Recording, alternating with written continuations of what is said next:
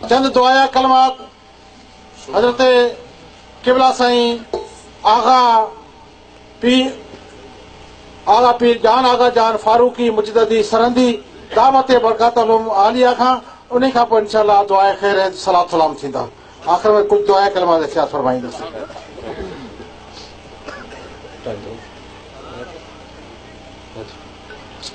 अल्हम्दुलिल्लाहि रब्बिल आलमीन वल आक़िबतु लिल मुत्तक़ीन वस्सलातु वस्सलामु अला सय्यिदिल अंबिया वल मुरसलीन व अला आलिहि व अस्हाबि अजमाइन।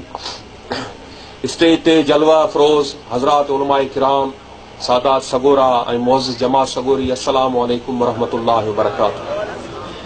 मुंहिंजा मुस्लमान भाउ तमाम प्यारी जमात जे आॾो मूंखां अॻु तमाम बहितरीन अंदाज़ सां असांजे मोअज़्ज़िज़ आलिम सगोरे मुफ्ती साहब तमाम सुठी बेहतरीन इल्मी गुफ्तगू कई, पर अफ़सोस सां चवणो थो पए त असांखे इल्मी गुफ्तगू सां दिलचस्पी घटि आहे। क़ुरान ऐं हदीस सां दिलचस्पी असांजी घटि, असांखे दिलचस्पी रुगो शेर सां शाइरी सां ऐं लायानी गुफ्तगू सां आहे। उन करे मूं ॾिठो पिए त अव्हां जे ज़ौक़ जे ख़िलाफ़ इहा गुफ्तगू हुई, पर बहरहाल हमेशह ई गैर संजीदा गुफ्तगू ॿुधो था। अॼु अव्हां संजीदा हिकिड़े आलिम जी गुफ्तगू ॿुधी आहे क़ुरान हदीस मां मुदल्लल, ऐं मूंखे यकीन आहे त जेकॾहिं का अव्हां ईमान जे ज़ौक़ सां ऐं ईमान जे कननि सां इहा गुफ्तगू ॿुधी हूंदी त अल्लाह तबारक व तआला उन जे मथां सही अमल करण जी अव्हांखे तौफ़ीक़ अता फरमाईंदो। मुंहिंजा मुस्लमान भाउ, मुंहिंजे महबूब करीम सल्लल्लाहु अलैहि वसल्लम जो शान असांजे मोअज़्ज़िज़ आलिम सगोरे तमामु बहितरीन अंदाज़ सां अव्हांखे ॿुधायो। उहो असांजो उहो हबीब आहे, उहो अल्लाह जो पाक नबी आहे जंहिंजे बारे में अल्लाह तबारक व तआला फरमायो वमा अर्सलनाका इल्ला रहमतल लिल आलमीन। मुंहिंजो इहो उहो नबी आहे जंहिंखे मूं तमामु जहाननि जे लाइ रहमत बनाए मोकिलियो आहे। उन रहमतल लिल आलमीन नबी जो तू उम्मती आहीं जंहिंखे अल्लाह तबारक व तआला इंसाननि लाइ रहमत बनाए मोकिलियो, जानवरनि लाइ रहमत बनाए मोकिलियो, शजर लाइ, हजर लाइ, फरिश्तनि लाइ, रसूलनि लाइ, नबियनि लाइ, वलियनि लाइ, अल गर्ज़ काइनात जी हर शइ लाइ जेका अल्लाह तबारक व तआला काइनात में ख़ल्क़ी आहे उन लाइ मुंहिंजे महबूब सल्लल्लाहु अलैहि वसल्लम खे अल्लाह ताला रहमत बनाए मोकिलियो आहे। उन महबूब जो नबी जो तू उम्मती आहीं। हाणे बहैसियत उम्मती जे उन नबी जा जेके दीन जा अहकाम असांखे ॿुधाया, जेके असांजे नबी जूं दीन जूं तालीमात आहिनि या जेके असांजे नबी करीम सल्लल्लाहु अलैहि वसल्लम असांखे सुनतूं ॿुधायूं, असां मुस्लमान अफ़सोस आहे, सद अफ़सोस आहे, असां शान त मुस्तफ़ा जो बयानु करियूं था, ईमान जो दावा त करियूं था, इश्क ऐं मुहबत जी दावा त करियूं था,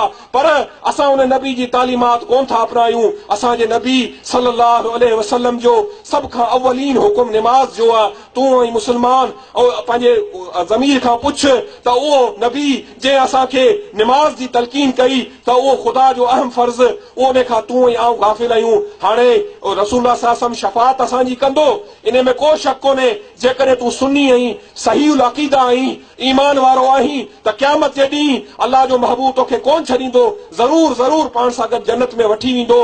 पर उन जो इहो मतिलबु कोन्हे त तूं निमाज़ न पढ़ी, तूं अल्लाह खे यादि न करीं, तूं शरीयत मुतहरे जी पाबंदी न करीं। न न मुंहिंजा मुस्लमान भाउ, मुस्लमान ऐं काफ़िर में अगरि का शइ फ़र्क़ु करे थी त उहा सिर्फ़ ऐं सिर्फ़ निमाज़ आहे। अल्लाह तबारक व तआला क़ुरान मजीद में फरमायो वक़ीमुस सलात वला तकूनू मिनल मुशरिकीन, ऐं निमाज़ क़ाइम करियो ऐं मुशरिकनि मंझां न थियो। यानी मुशरिकनि ऐं काफ़िरनि ऐं मुस्लमाननि में अगरि शइ का शइ इम्तियाज़ रखे थी त उहा निमाज़ आहे। इहो जेको तूं सजदो अल्लाह जे हुज़ूर में करी थो, पंहिंजी इहा पेशानी अल्लाह सुब्हानो तआला जे हुज़ूर में झुकाई थो, इन सजदे जो वॾो मक़ाम आहे, वॾो मर्तबो आहे। मोमिन जॾहिं अल्लाह जे हुज़ूर में अल्लाह जी हुज़ूर में पंहिंजी पेशानी झुकाए थो त इहो पेशानी झुकाइण ऐं पाण खे पस्त करण ऐं ज़िल्लत आणण ऐं इन ज़िल्लत ऐं पस्ती में आणे पंहिंजी इन पेशानी ख़ाक आलूद करे जॾहिं तूं अल्लाह सुब्हानो तआला जे हुज़ूर में झुकाईंदे त अल्लाह तो ते राज़ी थींदो, अल्लाह तो ते ख़ुसूसी महिरबानी कंदो। ऐं रसूलुल्लाह खे त मेराज हासिल थियो, पर तुंहिंजो ऐं मुंहिंजो मेराज निमाज़ आहे। अस्सलातु मेराजुल मोमिनीन, मोमिननि जो मेराज इहा निमाज़ आहे। असांजे महबूब खे उहो मेराज हासिल थियो। तूं जेकॾहिं मेराज हासिल करणु चाहीं थो रूहानी तौर ते त तूं निमाज़ क़ाइम कर, तूं सजदा कर कसरत सां, अल्लाह जे हुज़ूर में झुक। असां आले सुन्नत जे मथां इहो वॾो असांखे तानू बद मज़हब ॾियनि था, वहाबी ॾियनि था, देवबंदी ॾियनि था, शिया ॾियनि था, अहल हदीस ॾियनि था, अलगर्ज़ जेके बातिल फ़िरका आहिनि असां आले सुन्नत खे वॾो तानू ॾियनि था। तव्हां सुन्नी मीलाद त करियो था, वॾा वॾा जलसा करियो था, ख़ैरात करियो था, लंगर करियो था, पर अव्हां जूं मस्जिदूं ख़ाली आहिनि, अव्हां जे मस्जिदुनि में नमाज़ी कोन थो मिले, अवां जे मदरसे में पढ़ण वारा ॿार कोन्हे। ओ मुस्लमान, इहे बदबख्तन जा इहे ताना केतिरा तव्हीं ॿुधंदा। तव्हीं अल्लाह जे हुज़ूर में अॼु सची दिलि सां तौबा करियो। नबी करीम सल्लल्लाहु अलैहि वसल्लम जे मेराज में हाज़िर थिया आहियो। महबूब करीम असांजो हाज़िर ऐं नाज़िर आहे, उन जी तवज्जो असां न मुतवज्जो आहे, उन जो ज़िक्र असीं करियूं था त अॼु असीं अल्लाह जे हुज़ूर में हाज़िर नाज़िर अल्लाह खे सम्झी इहो वाइदो करियो मूंसां तव्हीं निमाज़ 5 वक़्त पाबंदी सां पढ़ंदो। हथ मथे खणी अल्लाह खे हाज़िर नाज़िर सम्झी अवां मूंसां गॾु हथ मथे खणो ऐं इहो वाइदो करियो त अवां निमाज़ 5 वक़्त पाबंदी सां पढ़ंदा।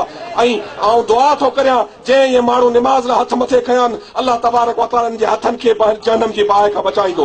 बाबा, मुस्लमान आहियूं, पाण अल्लाह जा बंदा आहियूं। अल्लाह जे महबूब सल्लल्लाहु अलैहि वसल्लम एतिरी पंहिंजी उम्मत जो नबी करीम सल्लल्लाहु अलैहि वसल्लम खे फिक्र हूंदो हो, एतिरो पंहिंजी उम्मत लाइ परेशान हूंदा। फरमाए था कुरतु ऐनाय फी सलाह, निमाज़ मुंहिंजी अखियुनि जो ठार।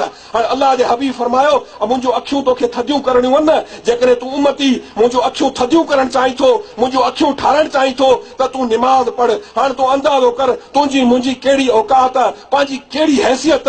पाण दुनिया जा हिकिड़ा आम अदना कमज़ोर गुनाहगार बदकार इंसान आहियूं, पर निमाज़ पाण पंहिंजे छुटकारे लाइ था पढ़ूं ऐं कंहिंखे को कंहिं ते थोरो कोन था करियूं। मन अमल सालिहन फले नफ्सिही, पाण जेके को साले अमल करियूं था पंहिंजी ज़ात लाइ था करियूं, पंहिंजे नफ्स लाइ था करियूं। पर अल्लाह जो हबीब फरमाए थो मुंहिंजा उम्मती जेकॾहिं तूं निमाज़ पढ़ी थो त मूं मोहम्मद करीम जो अखियूं थो ठारी। इहो तुंहिंजे लाइ केॾो वॾो तुंहिंजे लाइ इनाम आहे, केॾो वॾो इकराम आहे। ॿिन्हिनि जान जो सरदार सल्लल्लाहु अलैहि वसल्लम फरमाए निमाज़ तूं पढ़ी आऊं पढ़ां पंहिंजे छुटकारे लाइ, पंहिंजी क़बर हाजी करण लाइ। पर अल्लाह जो महबूब फरमाए त तूं मुंहिंजो अखियूं थो ठारी। सो मुस्लमान, ओ निमाज़ तमामु वॾी शइ आहे, तमामु वॾी अल्लाह जी नेमत आहे। अंबिया जेके आया उन्हनि सभिनीनि असांजे अलामा साहब तकरीर में ॿुधायो त महबूब सल्लल्लाहु अलैहि वसल्लम एतिरो गिरियो कंदा हुआ, एतिरो क़याम कंदा हुआ जो पेर मुबारकनि में वरम थी वेंदो, पेर मुबारक सुजी वेंदा।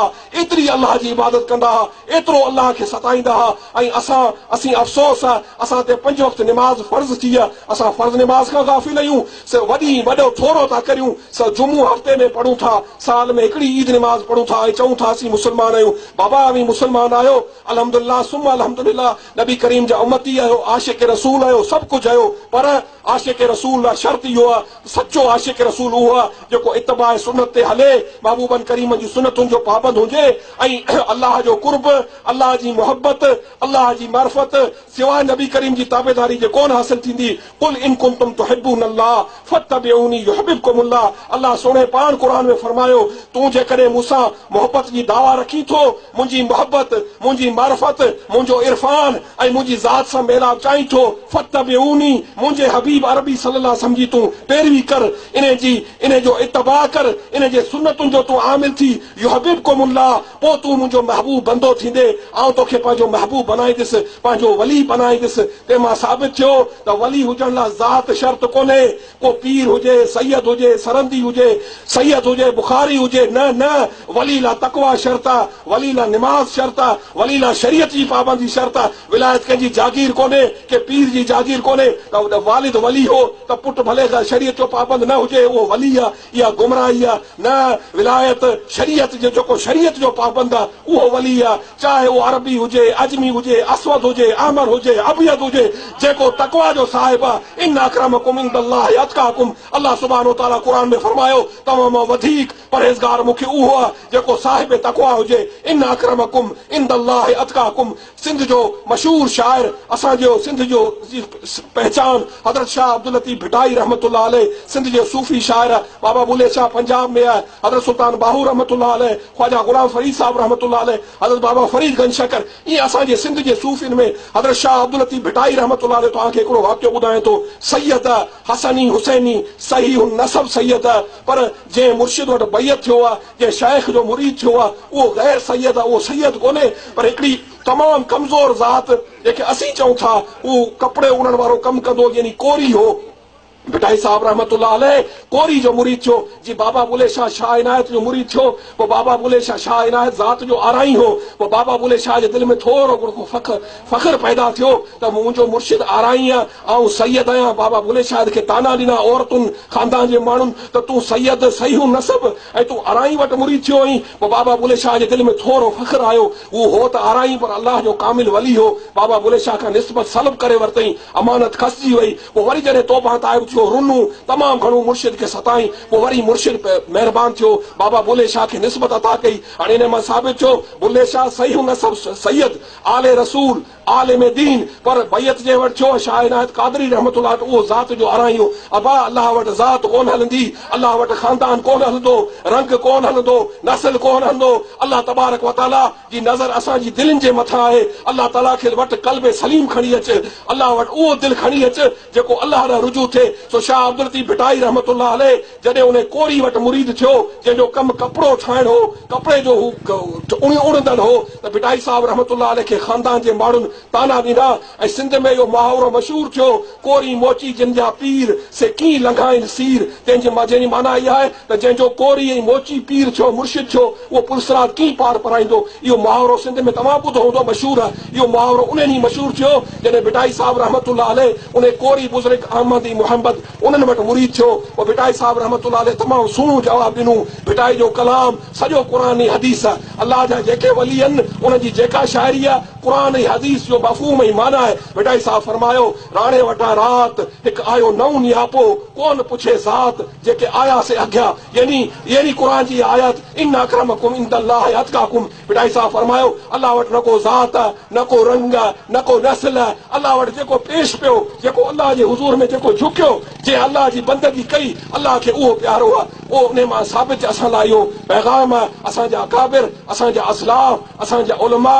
असांजा मशाइख ऐं असांजा जेके पेशवा आहिनि उन्हनि जी तालीमात इहा आहे त अल्लाह जे हुज़ूर में झुको अल्लाह जे ॾाढो नमो इन महबूब करीम सल्लल्लाहु अलैहि वसल्लम जे मीलाद में ऐं कसरत सां मीलाद करियो महबूब जी यादि जा जलसा सजायो घरनि खे सजायो पर गॾो गॾु निमाज़ हर वक़्तु पाबंदी सां निमाज़ पढ़ो शरीयत पाक जी पाबंदी करियो बाबा साईं तव्हांखे ॿुधायूं ते शरीयत मुतहर जी पाबंदियूं तव्हांखे बहितरीन साईं हदीसूं ॿुधायूं ऐं तव्हांजे इलाइक़े में वहाबियुनि जी घणी अक्सरियत आहे बिलख़ुसूस अहल हदीस वहाबी जेके गैर मुक़लिद आहिनि उन्हनि जी घणी अक्सरियत आहे उहे तव्हांखे ताना ॾियनि था त बाबा निमाज़ नथा पढ़ो हालांकि हुननि जी त न को निमाज़ आहे न को हुननि जो रोज़ो आहे हू त दीन खां बिल्कुलु बाग़ी आहिनि दीन जा दुश्मन आहिनि दीन जा वेरी आहिनि उहे तव्हांखे तानूं ॾियनि पर अमी हुननि जा ताना जेॾीमहिल ॿुधो था अमी हुननि जे ताननि ते थोरो गौर करे ऐं निमाज़ पढ़ो त हुननि जे मुंहं में मोचड़ो लॻे हुननि जो मुंहुं कारो थिए हुननि जे मुंहं ते दांगी फिरे त असां मुंहुं हिनखे तानूं ॾिनो पर ही मुंहिंजी नबी करीम जो सचो उमती आहे नबी करीम सल्लल्लाहु अलैहि वसल्लम जो सचो गुलाम आहे ऐं ही निमाज़ पढ़े थो अल्लाह जे ॾाढो झुके थो ऐं सुन्नत जी एतिरी वॾी फज़ीलत आहे महबूबन करीमन फरमायो आख़िर ज़माने में मुंहिंजो अगरि को उमती मुंहिंजी हिकिड़ी नंढी सुन्नत खे ज़िंदा कंदो उनखे 100 शहीदनि जे बराबरि सवाबु मिलंदो हाणे नंढी सुन्नत मसलन पाणी सॼे हथ सां